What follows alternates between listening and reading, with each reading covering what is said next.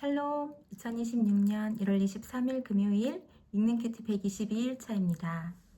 고난을 즐거워하라 라는 제목으로 베드로전서 4장 12절로 19절 말씀입니다. 사랑하는 자들아, 너희를 연단하려고 오는 불시험을 이상한 일 당하는 것 같이 이상히 여기지 말고 오히려 너희가 그리스도의 고난에 참여하는 것으로 즐거워하라. 이는 그의 영광을 나타내실 때에 너희로 즐거워하고 기뻐하게 하려 함이라. 너희가 그리스도의 이름으로 치욕을 당하면 복 있는 자로다. 영광의 영, 곧 하나님의 영이 너희 위에 계심이라. 너희 중에 누구든지 살인이나 도둑질이나 악행이나 남의 일을 간섭하는 자로 고난을 받지 말려니와 만일 그리스도인으로 고난을 받으면 부끄러워하지 말고 도리어 그 이름으로 하나님께 영광을 돌리라. 하나님의 집에서 심판을 시작할 때가 되었나니 만일 우리에게 먼저 하면 하나님의 복음을 순종하지 아니하는 자들의 그 마지막은 어떠하며 또 의인이 겨우 구원을 받으면 경건하지 아니한 자와 죄인은 어디에 서리요. 그러므로 하나님의 뜻대로 고난을 받는 자들은 또한 선을 행하는 가운데에 그 영혼을 미쁘신 창조주께 의탁할지어다. 아멘. 큐티인 해설입니다. 베드로는 우리를 연단하려고 오는 불시험을 이상하게 여기지 말고 오히려 그리스도의 고난에 참여하게 된 것으로 즐거워하라고 합니다. 그리스도의 이름으로 치욕을 당하는 것은 하나님이 사랑하는 자들에게 주신 복입니다. 성도는 예수 믿는 것으로 받는 고난을 말씀으로 해석하고 묵묵히 모욕을 당해야 합니다.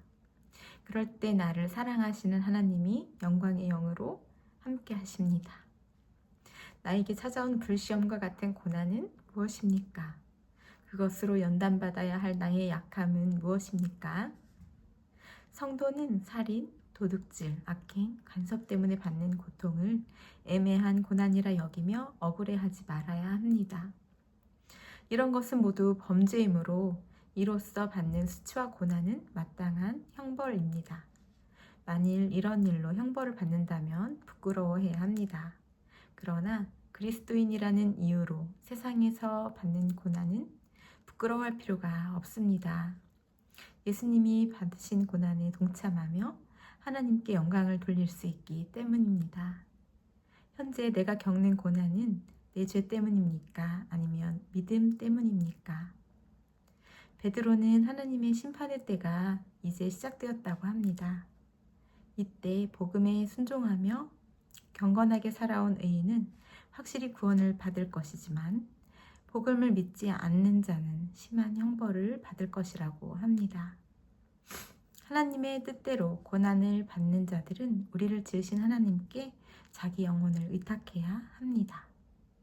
하나님이 우리를 구원하실 것이라는 확신을 품고 고난 중에도 말씀대로 선을 행하는 것이 의인의 합당한 모습입니다. 내 힘으로 할 수 없어 하나님께 의탁해야 할 일은 무엇입니까? 저는 15년째 주님께 의탁하고 기도하는 것은 저를 보내주신 이 사역지에 말씀을 전하는 것이라고 생각합니다.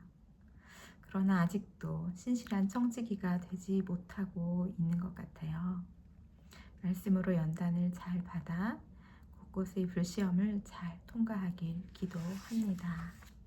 기도하겠습니다. 저를 구원하시려고 고난으로 연단하시는 하나님의 은혜에 감사드립니다. 예수 그리스도의 이름 때문에 치욕당하는 것을 부끄럽게 여겼음을 불쌍히 여겨 주옵소서. 하나님의 뜻대로 받는 고난을 즐거워하며 창조주 하나님께 저의 영혼을 전적으로 의탁하게 하옵소서. 이 가정을 주님께 맡겨드리오며 예수님의 이름으로 기도드립니다. 아멘.